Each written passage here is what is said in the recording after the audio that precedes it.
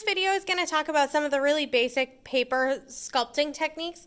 There's a lot more that you can use, but I'm just going to show you a couple of basic ones. The ones I'm not going to show you are cut, because you can cut anything with scissors in any shape. Tear, I feel like that's pretty self-explanatory. Folding we'll do in another video. You can obviously do some crinkling, but I am going to show you roll, pleat, score and fold, fringe, weave, curl or quill, and spiral today. All right, so the first one I'm going to show you is the roll.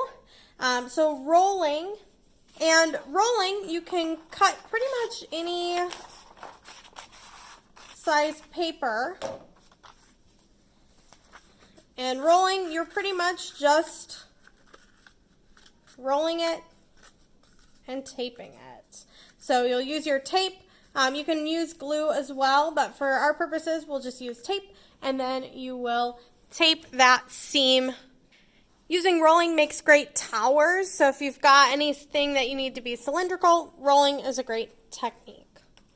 The next one is going to be pleating. So pleating is just folding your paper in different ways. So the first thing I'm going to do is I'm going to fold it one way, and then I'm going to take that same fold here and fold it back the other way. And I'll keep doing that to make this sort of fan shape. And what I'll get is this crinkled. So this can work great sculpturally if you're kind of trying to make a sort of star shape, because it can go sculpturally up high in the air. And then it leaves you kind of these flanges to attach. The next one is the score and fold. You can do quite a lot with the score and fold. So you can see here that I have drawn a line on my paper.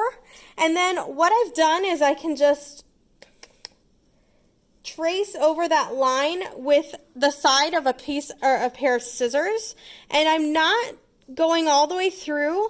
I'm literally just, it's called scoring. I'm going part way through my paper. And anytime you're looking for a fold and your paper is not working nicely, try drawing the fold you want to make. And then you can typically bend your paper along that fold. So whenever you need curves, that's going to be really helpful. If you've got some stress points, so typically this would be a stress point, I can cut it and I can tape it or glue it so that it creates this sort of domed effect. And the same thing here. So I can make a lot, maybe some more mountainous curves with that score and fold.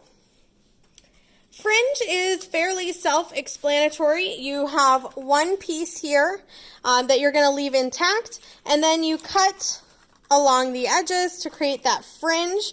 I'll show you kind of some attaching techniques, but if you want some movement or you want some curves here, you can use those for your building. There's a lot you can do with that fringe.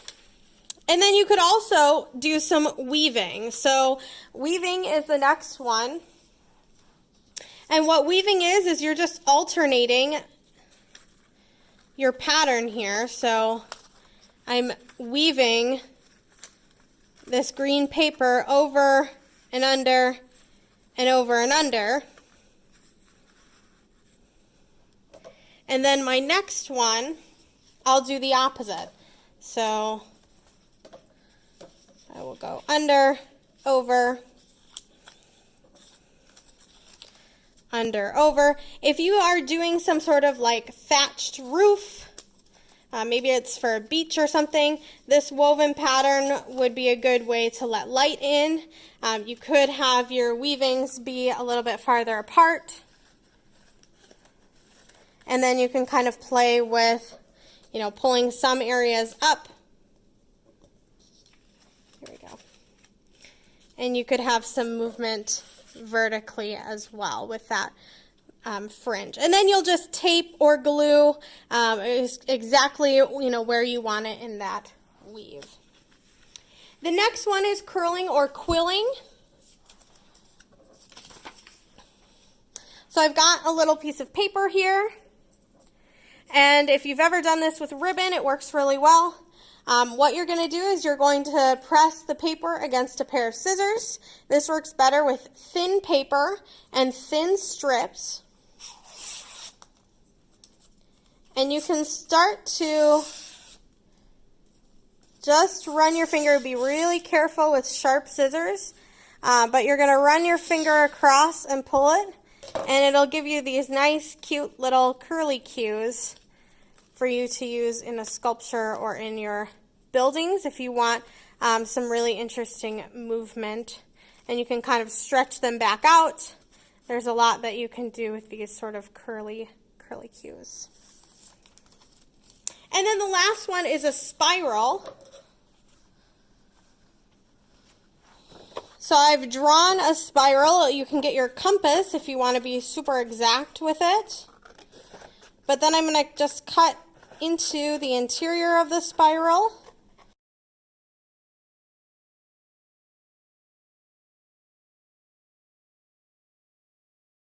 And with the spiral, you could anchor parts of it down. So you could anchor this bottom down and then start pulling up here, which would give you, if you did some supports underneath, you could do like a sort of staircase effect with your spiral. So this would be a really cool way to use a ramp effect here. There are lots of different techniques, so these are just some of them. There's lots of different ways to use paper, to cut paper, and then I'll show you how to attach it all in the next video.